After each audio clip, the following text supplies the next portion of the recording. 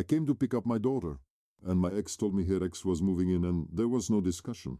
So I said, the night there is the court date. The hallway smelled different. Not perfume, not cleaning spray, something heavier. Male cologne layered over our daughter's strawberry shampoo. 2 duffel bags sat against the wall near the shoe rack. Black, zippers half open. A pair of men's boots I did not recognize were placed carefully beside Emma's pink sneakers. Monica stood in the doorway before I could knock twice. You are early, she said. It was 6:58 p.m., exchange time was 7 o'clock.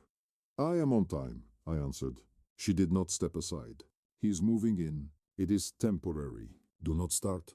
There was no build-up, no preface, just a declaration. Behind her I saw the spare bedroom door open. A shadow moved past the frame. Slow, deliberate.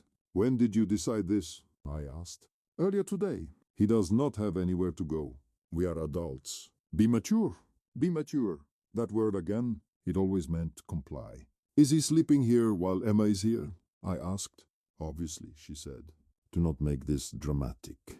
Emma appeared at the end of the hallway. She held her stuffed rabbit against her chest. She looked at me. Then she looked back toward the spare room. Her shoulders tightened. Go finish packing your things, Monica told her. Emma did not move. Go, Monica repeated, sharper this time. The shadow in the spare room stepped closer to the doorway. Scott. Same posture, same tight smile. He raised a hand like we were at a barbecue instead of a custody exchange. Hey man, it is just temporary. Temporary is not a legal category. I looked at Monica. Our order says material changes in living arrangements require notification and mutual agreement, I said. She rolled her eyes. He is not moving into a war zone. He is staying in the spare room. You did not notify me. I am notifying you now. That was not how it worked. I crouched down in front of Emma. Are you ready? I asked. She nodded, but her fingers twisted the rabbit's ear until the fabric bent. Mom said do not make it a big deal, she whispered. I stood up slowly. Then neither is the court date, I said. Monica blinked. You are unbelievable. No, I answered. I am consistent. Scott shifted his weight. You are really going to drag this into court? I am going to document a material change in the child's residence involving an unrelated adult male with a record, I said. The court will decide the rest. Monica's face hardened. You are doing this because you are jealous. If I were jealous, I would argue, I said. I am filing. Silence pressed into the hallway. I took Emma's backpack. I did not look at Scott again. As I walked to the elevator, Monica called after me. If you do this, you will regret it. Regret is emotional. Paperwork is procedural. Inside the elevator, Emma leaned against me. Is he staying forever? She asked. No, I said. Nothing is forever when it violates an order. When the doors closed, I opened my phone. I did not text her. I called my attorney. Material change, I said when she answered. Effective today. I did not sleep that night. Not because I missed Monica, not because I was scared of Scott. I stayed awake because deadlines are real in family court, and I meant to file is not a defense. At 3:14 a.m., I sat at my kitchen table with the custody order printed out, highlighted like a crime scene map. The paper smelled like toner and stale coffee. The words were not dramatic. They were precise. Material change. Notification. Unrelated adult occupant. Child stability. At 7:05 am, I dropped Emma at school. She got out of the car, paused, then said something small that landed hard. Mom told me not to say his name around you, she whispered. My hand tightened on the steering wheel. Did she say why? I asked. She shrugged. Her eyes went to the ground. Because she gets serious. I watched her walk to the entrance. Her rabbit was tucked into her backpack like contraband. When I got back to my car, I did not call Monica. I did not warn her. I called attorney Karen Yoon. Emergency motion, I said. Karen did not ask how I felt. She asked for facts. Timeline. Yesterday at 6:58 p.m. she told me he's moving in. No discussion. Emma is there during her parenting time. Any written proof? She texted last night. Do not start. It is temporary. Any threats? She said I would regret it. Karen paused. I heard a keyboard click. Then her tone sharpened. Do you have third-party documentation that he is actually there overnight? That was the hinge. People lie in court. Paper does not. I can get it, I said. I drove straight to Monica's building. Not to confront her. To document. Her building was mid-rise, professionally managed, the kind that loved rules and hated surprises. There were cameras at every entrance, a concierge desk, a leasing office that smelled like air freshener and quiet judgment. I introduced myself to the property manager, Ms. Delgado, with my calmest voice. My name is Derek Walsh. I was listed as an authorized guest for Unit 1407 during my relationship. I have a child who stays there. I need to confirm whether an additional adult has been residing there overnight.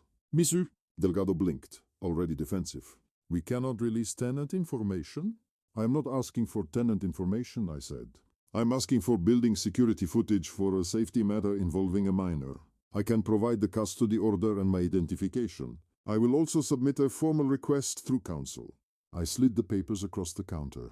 The order, my driver's license, a photo of Emma. Her posture changed when she saw the word minor. We do not provide footage to individuals, she said, softer now. But we will preserve footage if we receive a request from an attorney or law enforcement. Preserve it, I said. From yesterday at 6 p.m. to 11 p.m. and again overnight from 11 p.m. to 7 a.m. cameras at the main entrance and the elevator bank. Messieurs, Delgado hesitated. Then she nodded once. I will flag it. What is the reason you are requesting preservation? Unapproved adult occupant in a unit where a child sleeps, I said. I am filing an emergency motion. She did not ask who. She did not ask why. She asked the only question that mattered. Was your name on the lease? It was, I said. It is not now. Her eyes narrowed, like she could smell conflict even through laminate countertops. We have had issues with that unit recently, she said carefully. Noise complaints, smoking on the balcony. It started this week. This week. My jaw tightened. I would like a written note stating the building is preserving footage and documenting complaints, I said. We can provide an incident log for the unit, she said. To the tenant or to counsel with proper authorization. Karen would handle the authorization. My job was to ensure the data existed when the lies started. I left the leasing office and sat in my car. I did not feel triumphant. I felt focused. I called Karen again. They will preserve footage, I said. They also mentioned new noise complaints and balcony smoking. Karen exhaled once. Not relief. Approval. Good, she said. We will subpoena footage if necessary. In the emergency filing, we will reference building surveillance as potential corroboration of overnight occupancy. What about psychological evaluation? I asked. That comes after the emergency order, she said. But we concede it now. We will request a temporary order restricting unrelated adult overnight guests and ask the court to appoint a guardian ad litem. Cede it now. I liked that phrasing. Controlled. Surgical. By noon, Karen had drafted the emergency motion. The language was cold, almost boring, which is exactly how you win. Not I feel unsafe. Not I am uncomfortable. Instead, material change. In child residence without notice. Unrelated adult overnight presence. Child instructed to conceal information. Potential safety risk. Pending background review. Request for temporary modification and restrictions. Request for guardian ad litem and home study. I signed the declaration with the same hand I used to sign invoices at work. Steady, unromantic. At 2:41 p.m., the motion was filed. At 4:10 p.m., Monica texted, "Why are you dragging my landlord into this?" So she knew. She did not ask about Emma. She asked about control. I stared at the screen until it dimmed. Then I typed one sentence. You changed Emma's home without notice. I am documenting it. I did not add punctuation. Punctuation invites conversation. Her reply came fast. You are weaponizing the court because your ego is bruised. I did not respond. At 6:30 p.m., Karen forwarded me the hearing notice. Emergency hearing, 72 hours. The court would speak. And by then the cameras would have already recorded who walked through that door and how long they stayed. The footage came in at 9:12 a.m. the next morning. Not to me. To Karen. She forwarded only a single line first. You need to see this before the hearing. Attached was the incident log from Monica's building. Timestamp 12:43 a.m. Location 14th floor hallway. Complaint, loud male shouting. Profanity. Door impact sound. Child crying heard. My stomach did not drop. It locked. Below the written complaint was a notation from on-site security. Responded to noise disturbance. Male occupant identified as guest. Female tenant stated argument was private. Child visible in hallway briefly. Child visible in hallway. The hallway camera clip was time-stamped down to the second. 12:41:17 a.m. Scott exits unit 1407. 12:41:26 a.m. He slams the door hard enough to shake the frame. 12:41:31 a.m. His voice echoes. You do not tell me what to do. 12:41:42 a.m. Door opens again. Monica appears barefoot. 12:41:48 a.m. A small figure stands behind her. Emma. She steps halfway into the hall. Scott turns back toward the door. Security arrives at 12:43:09. The audio is not cinematic. It is worse. It is flat. Echoed. Real. Sir, we have had complaints, the guard says. Scott's voice is louder than necessary. Defensive. Sharp. Mind your business. Monica cuts in. It is fine. We are fine. Security writes the incident number down on the tablet. At 12:44:32 a.m. the door closes again. Emma is the last thing visible before the frame freezes. I watched the clip twice. Not because I needed to. Because I wanted to feel exactly how angry I was before walking into court. Karen called at 9:26 a.m. This is sufficient for immediate restriction, she said. We will present the incident log and request temporary physical custody pending evaluation. Do we subpoena the security guard? I asked. Yes, she said. He is listed by name in the report. He is neutral. That helps. The hearing was set for 1:30 p.m. Monica texted at 10:02 a.m. Why is building security asking me questions? I did not respond. At 11:15 a.m. another message. This is harassment. Harassment is when someone follows you. Documentation is when someone records you. I left work early. The courthouse was gray concrete and fluorescent light. It smelled like paper and cold air. Family court does not look dramatic. It looks tired. Monica was already there when I arrived. Scott stood beside her. He did not look defiant now. He looked irritated, like this was inconvenient. Monica's jaw was tight. She wore a navy blazer she used for corporate events. She wanted to look composed. You subpoenaed my building? She hissed. I requested preservation of footage, I said. You are trying to destroy my life. No, I answered. I am preventing instability in my daughter's life. Scott stepped closer. You are exaggerating, he said.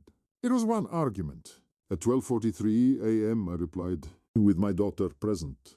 His silence lasted half a second too long.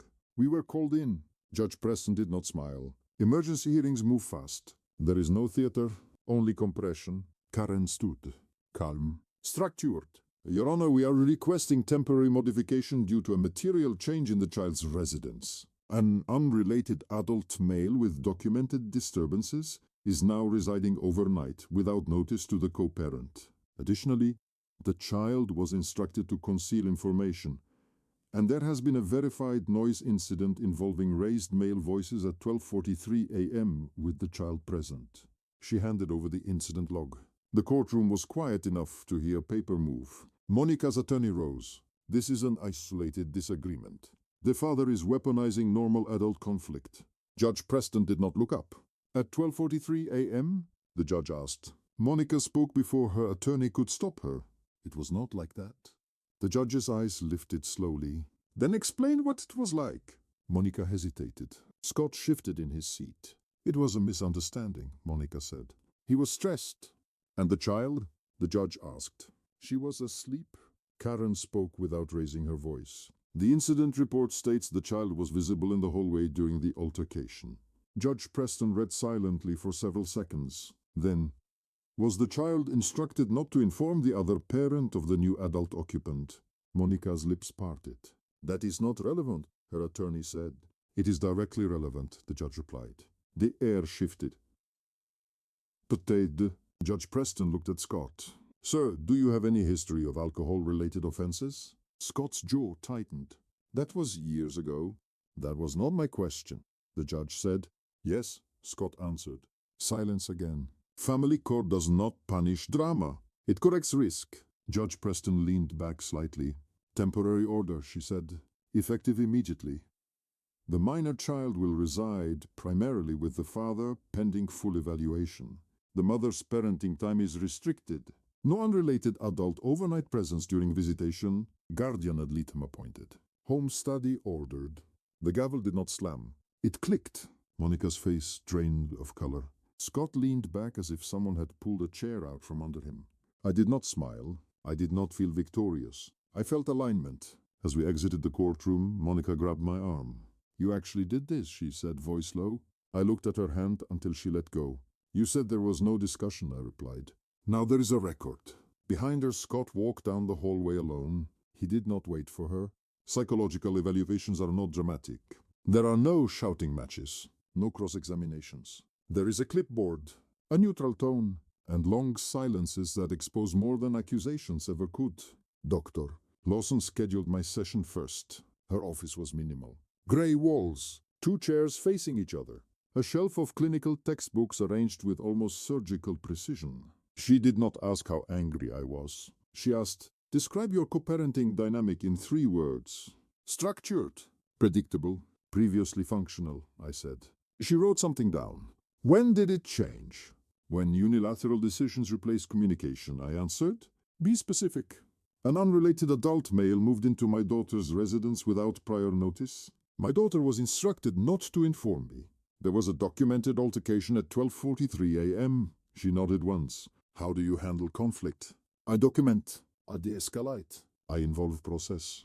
"Do you attempt reconciliation before escalation?" "Yes." I asked questions at the door. I did not argue. I filed. Her eyes stayed on me for a few seconds longer than necessary. "Do you believe the mother is dangerous?" "No," I said. "I believe she is impulsive under stress and prioritizes control over collaboration." That was the most emotional sentence I allowed myself. "Doctor." Lawson wrote it down word for word. The home study followed. She walked through my apartment slowly. Emma's room was quiet blue. Books stacked in height order. A calendar on the fridge marked with custody exchanges and school deadlines. "Doctor." Lawson observed Emma at the kitchen table, coloring. "What happens when you feel worried?" She asked Emma gently. "I go to my room," Emma said. "Or I ask Dad." "Does Dad tell you to keep secrets?" Emma shook her head immediately. "Doctor." Lawson did not react. She only noted. 2 days later, she visited Monica's unit. The hallway camera had already been subpoenaed. The tension in that building was visible even before the door opened. Monica greeted her with a smile that did not reach her eyes. Scott was not present. He had stepped out. "Convenient?" "Doctor." Lawson sat at the dining table. "Tell me about your co-parenting relationship," she began. Monica crossed her legs tightly. "He's rigid," she said. "He escalates small issues." "Can you give an example?" "He filed an emergency motion because I helped someone." "Why did you not inform him beforehand?" Monica hesitated. "Because he overreacts." "Is that your determination alone?" "Doctor," Lawson asked. "I know him. Did you consider that introducing a new adult into the child's home might require collaborative discussion?" Monica's tone sharpened. "I do not need permission to live my life." "Doctor." Lawson remained unstill. "This is not about permission," she said. "It is about co-parenting insight." Monica's jaw tightened. "He cannot control who I date." "Correct, Doctor," Lawson replied. "But joint legal custody requires shared major decisions impacting the child's environment." Silence stretched across the room. "Do you believe asking the child to withhold information was appropriate?" "Doctor," Lawson asked. Monica exhaled through her nose. "It would have caused conflict." "With whom?" "Doctor," Lawson asked. "With him, not with the child?"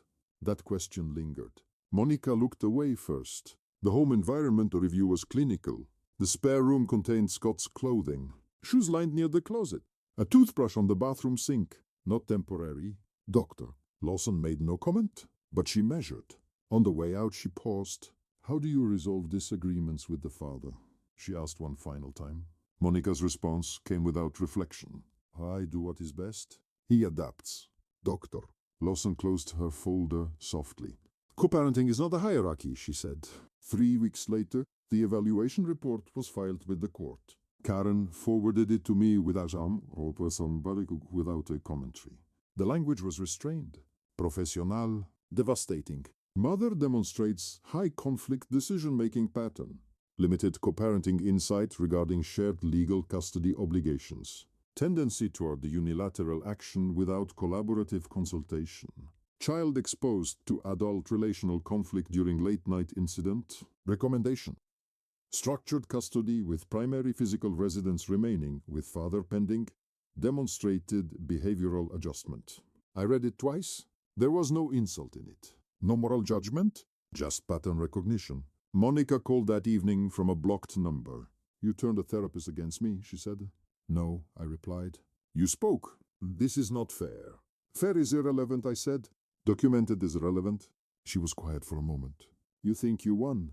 I think Emma sleeps through the night, I answered.